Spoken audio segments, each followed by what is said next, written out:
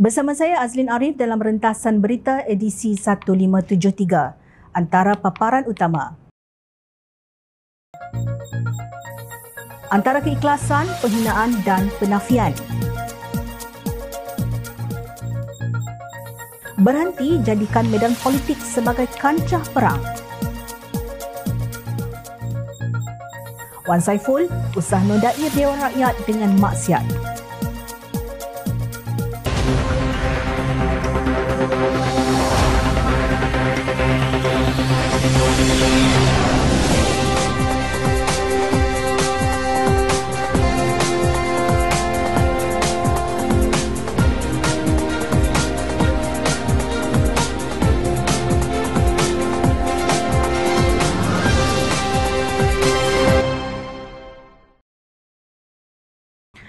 Assalamualaikum dan salam sejahtera.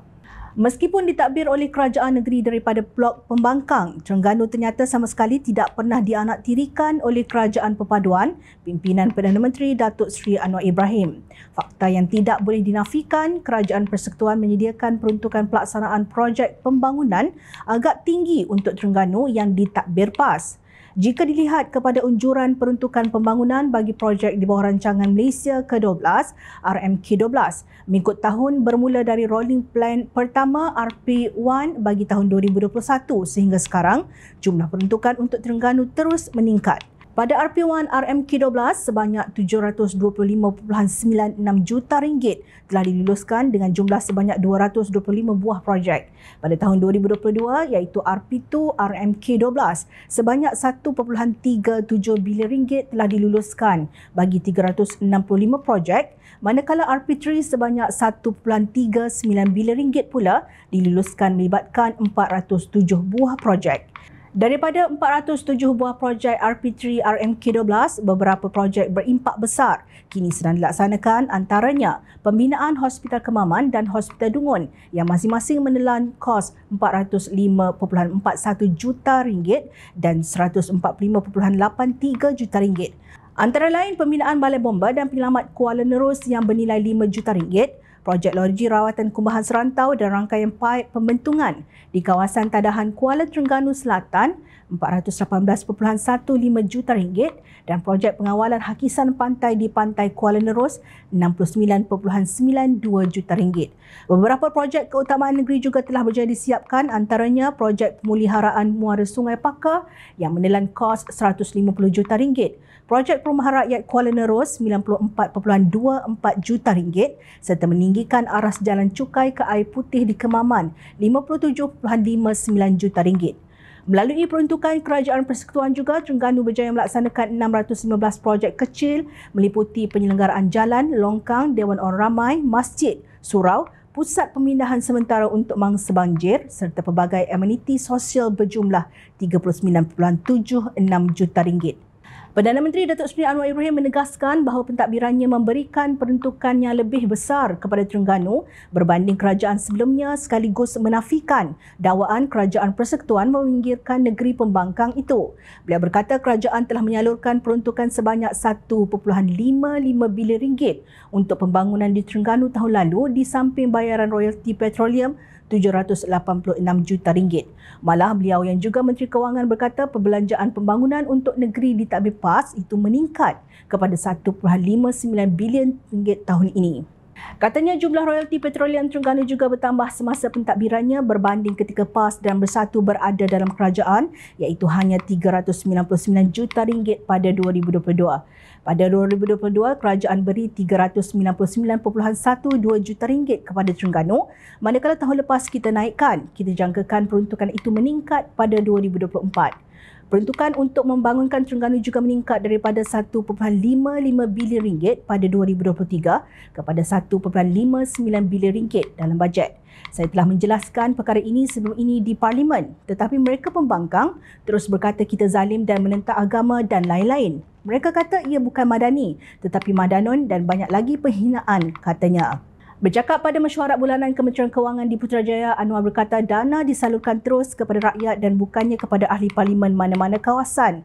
Beliau juga menyentuh tentang peruntukannya disekat kepadanya semasa UMNO PAS Bersatu mengetuai Putrajaya. Meskipun Menteri Kewangan 2 Amir Hamzah Azizan sudah jelaskan mengenai perkara itu, di parlimen mereka tetap memanggil kami zalim. Semasa saya menjadi pembangkang berpuluh tahun, kita tidak menerima sebarang peruntukan, termasuk ketika UMNO PAS Bersatu menjadi kerajaan. Ketika itu tidak zalim, tetapi sekarang zalim. Bolehkah undang-undang Islam berubah mengikut pakatan politik? Kalau dulu zalim ya, sekarang pun zalim, sindir Anwar.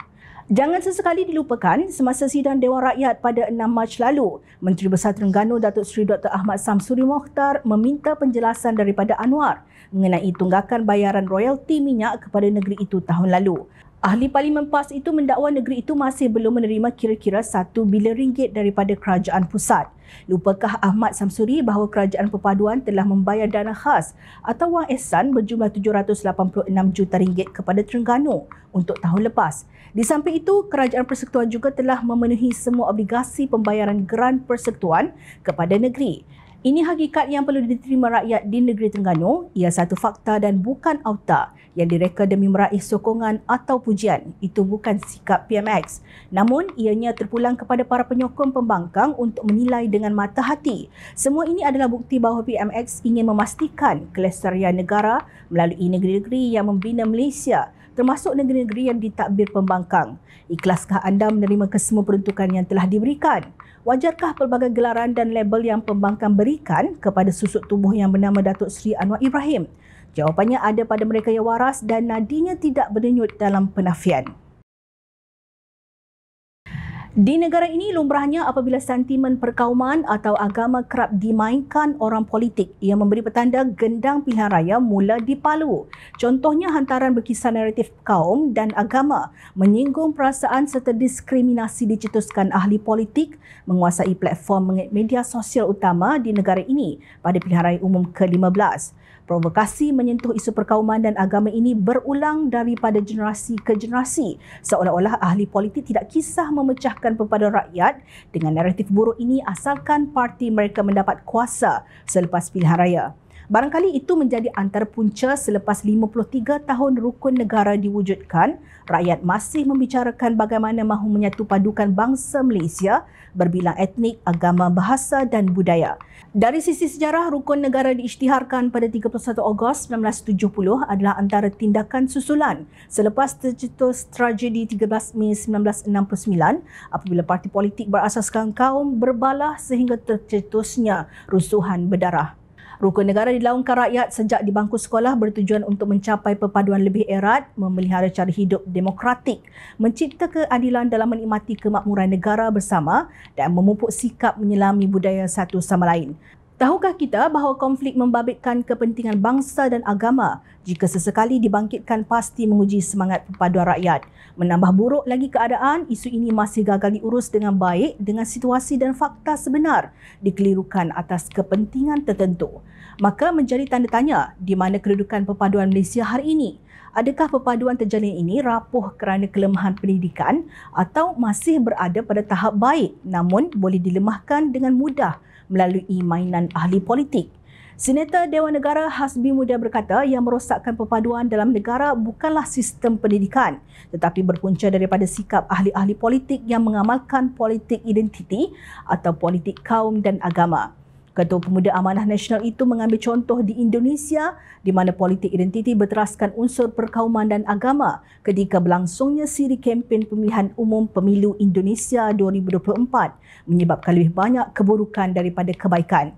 Bahawa yang merosakkan perpaduan kita dalam negara bukan sistem pendidikan tetapi ahli-ahli politik yang masih mengamalkan politik identiti sebagai latar dan modal mereka untuk meraih sokongan yang tak seberapa dalam politik. Kalau kita tengok umpamanya negara luar, jiran kita juga ketika tempoh pilihan raya atau pemilu yang lepas ada dibangkitkan soal politik identiti.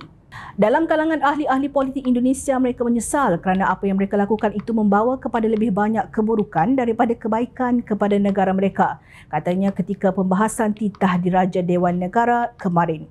Menurut Hasbi, memasuki tahun ke-67 kemerdekaan negara, Malaysia masih belum menemui formula terbaik dalam soal perpaduan kaum sehingga insiden-insiden kecil pun boleh dipergunakan untuk memacu sentimen dan sensitiviti rakyat.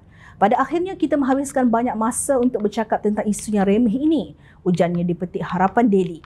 Benar, isu perkauman tidak seharusnya diapi-apikan sehingga memecah belahkan rakyat. Orang politik pemimpin negara perlu mencontohi Rasulullah SAW sebagai ketua pemerintah Madinah yang berjaya menguruskan masyarakat berbilang bangsa, agama dan latar belakang melalui 3 proses iaitu penawaran, rundingan dan perantaraan sehingga berjaya mewujudkan Piagam Madinah. Perlembagaan Madinah ini melalui 3 proses itu selama 2 tahun sehingga akhirnya dapat dipersetujui dan diterima bersama pemimpin suku dan agama di Madinah. Hakikatnya masyarakat Malaysia pelbagai etnik dipenuhi dengan pelbagai kisah masyarakat menyentuh hati. Malah rakyat Malaysia secara beramai-ramai akan bersorak, melompat gembira meraihkan kemenangan mana-mana atlet negara bertanding kejohanan sukan dunia.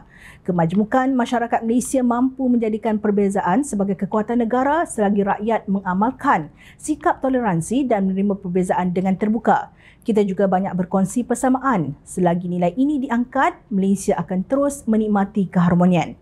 Jelas sekali, Malaysia sebagai negara demokrasi tidak akan dapat berdiri jika berlaku perpecahan. Akan tetapi demokrasi di negara ini harus terus dijaga dengan penuh tanggungjawab terutama pemimpin politik pada pelbagai peringkat, sama ada pada peringkat organisasi, komuniti dan negara. Kepada politikus, kendurkan ego kalian demi negara dan bangsa. Berhentilah menjadikan medan politik sebagai kancah peperangan.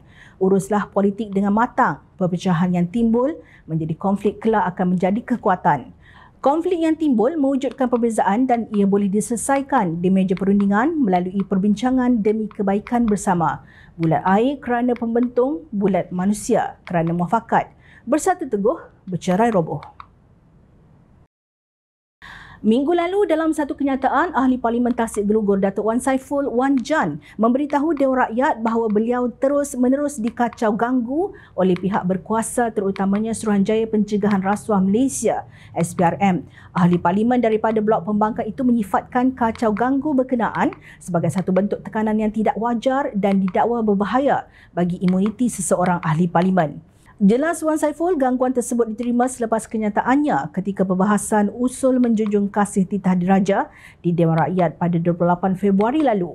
Bagaimanapun, beliau berkata perkara tersebut telah diselesaikan oleh Yang di-Pertua Dewan Rakyat Tan Sri Johari Abdul. Apabila ada kacau ganggu begini, bagi saya ini tekanan yang tidak wajar yang diberikan kepada ahli-ahli parlimen dalam hal sedemikian. Saya nak tarik perhatian bahawa ada pelanggaran dan saya rasa tindakan yang diambil oleh SPRM satu tindakan yang melanggar bukan sahaja imuniti ahli parlimen tetapi juga melanggar keputusan speaker dan dewan yang telah dibuat. Saya rasa ini benda yang tidak adil dan berbahaya bagi imuniti kita sebagai ahli parlimen, katanya ketika membangkitkan perkara tersebut di Dewan Rakyat baru-baru ini. Mengulas perkara tersebut, Timbalan Yang di-Pertua Dewan Rakyat Datuk Ramli Muhammad Noor berkata mengikut peraturan mesyuarat 43, sebarang keputusan yang dibuat oleh speaker adalah muktamad. Mengikut perkara 63 Perlembagaan Persekutuan, Ramli berpandangan apa-apa yang diperkatakan dalam Dewan Rakyat tidak tertakluk kepada undang-undang sivil melainkan jika ia diulang di luar parlimen. Pada pandangan saya, bila keluar Dewan ini, Wan Saiful buat satu laporan polis supaya siasatan boleh dilaksanakan atas kuasa-kuasa yang dijalankan oleh SPRM dan pemutusnya adalah perkara 145 iaitu Peguam Negara. Dalam Dewan ini, anda kuat mengikut perkara 63 Perlembagaan Persekutuan. Buat laporan polis supaya polis boleh siasat sama ada berlaku penyalahgunaan kuasa oleh SPRM, manakala SPRM daripada aspek bidang kuasa akan menjalankan siasatan di bawah Akta SPRM, ujar beliau berdasarkan laporan Astro Awani. Wan Saiful kemudian berkata beliau akan merujuk peguamnya berhubung perkara tersebut. Sebelum ini, Dewan Rakyat panas membahang apabila Wan Saiful didakwa mengeluarkan kenyataan berbaur sangkaan jahat terhadap Perdana Menteri Datuk Seri Anwar Ibrahim sehingga mencetuskan kekicauan di Dewan Rakyat. Susulan itu, Johari mengarahkan Wan Saiful memohon maaf dan menarik balik kenyataan tersebut. Namun, peristiwa tersebut tidak pernah menjadi penanda serik kepada politikus berkenaan. Terkini, Wan Saiful dengan selamba mendakwa Ahli Parlimen Gua Musang Muhammad Azizi Abu Naim dan Ahli Parlimen Tanjung Karang Datuk Dr. Zulkifli Hanafi menjadi ejen memujuk wakil rakyat pembangkang untuk menyokong Perdana Menteri. Ketika membangkitkan dakwaan itu di Parlimen, beliau turut menggesa Speaker Dewan Rakyat menubuhkan sebuah jawatankuasa pilihan khas bagi mengambil tindakan sewajarnya. Saya ingin mencadangkan Yang di-Pertua supaya Dewan Rakyat ini membuat satu ketetapan supaya Jawatankuasa Pilihan Khas mengambil tindakan berdasarkan Peraturan 80/A yang dibaca bersama Seksyen 9 Akta Majlis Parlimen Keistimewaan dan Kuasa 1952 Akta 347 bagi mengenal pasti, membicara, memutuskan, menghukum beberapa individu yang membuat penawaran bagi mempengaruhi kelakuan saya dalam Dewan ini. Ini adalah usaha kacau ganggu, penawaran dan tindakan yang berbaur ancaman yang salah untuk mempengaruhi kelakuan saya sebagai seorang ahli parlimen. Berdasarkan butiran di atas tersebut, telah berlaku kesalahan menghina majlis di bawah Seksyen 9/D dan Seksyen 9/E Akta Majlis Parlimen Keistimewaan dan Kuasa, katanya di Dewan Rakyat dipetik Malaysia kini. Menurut Wan Saiful, pada 17 Januari 2024, Muhammad Azizi bersama dua individu yang dikenali sebagai Datuk Azman dan Hasnan berjumpa dalam usaha meyakinkan dia menyatakan sokongan kepada Anwar. Antara tawaran yang dibuat ialah mengenai peruntukan parlimen, peruntukan projek RM2 juta, bayaran untuk kos perubatan isteri saya dan kos guaman untuk menghadapi pertuduhan di mahkamah, dakwa beliau. Tambahnya lagi, pada 26 Januari 2024 pula, Dr. Zulkafli bersama seorang lagi individu dikenali sebagai Datuk Rahim berjumpa dengannya. Ahli Parlimen Tanjung Karang telah menghantar cadangan kepada saya ialah mengandungi ucapan yang mereka mahu saya ucapkan dalam Parlimen pada 28 Februari semasa saya membahaskan titah Yang di-Pertuan Agong ini. Ini usaha untuk mempengaruhi kelakuan saya, dakwanya. Untuk rekod, sebelum ini Wan Saiful pernah mendakwa kononnya beliau ditawarkan ganjaran untuk menyokong Perdana Menteri. Susulan itu, Suruhanjaya Pencegahan Rasuah Malaysia SPRM meminta pemimpin bersatu itu tampil ke pejabatnya untuk membuat laporan. SPRM turut memanggil Wan Saiful hadir membantu siasatan, namun beliau mengelak arahan Suruhanjaya Anti Rasuah itu dengan membangkitkan soal kekebalan ahli parlimen dalam membuat sebarang kenyataan di Dewan Rakyat. Justru rakyat ingin bertanya kepada pemimpin pembangkang itu, adakah dengan menggunakan alasan imuniti berkenaan membawa maksud ahli parlimen bebas mereka cerita dan membuat fitnah ikut sedap mulut? Sekali lagi rakyat ingin mencabar Wan Saiful untuk membuat aduan tentang isu yang didakwa beliau kali ini. Ini bukan dakwaan biasa-biasa, ia melibatkan konspirasi dan integriti. Jangan hanya tahu mengeluarkan kenyataan sembrono sehingga menimbulkan pelbagai persepsi dan sangkaan jahat rakyat, kemudian mengelak daripada membuat aduan dan disoal pihak yang sepatutnya menjalankan kerja mereka. Berani buat, berani tanggung. Buktikan apa yang didakwa itu benar agar Dewan Mulia tidak dinodai dengan maksiat dan penipuan berganda. Ingat, rakyat sentiasa memerhati. Jom Channel ingin mengucapkan jutaan terima kasih kepada para penyokong Jom Channel dan kepada yang berminat untuk memberikan sumbangan bagi membolehkan kami meneruskan perjuangan menyampaikan berita yang benar. Sumbangan boleh dibuat melalui akaun bank yang tertera. Suara rakyat kami sampaikan demi negara tercinta. Teruskan bersama kami di Jom Channel untuk mendapatkan berita politik tanah air. Saya Azrin Arif, terima kasih. Assalamualaikum dan salam sejahtera.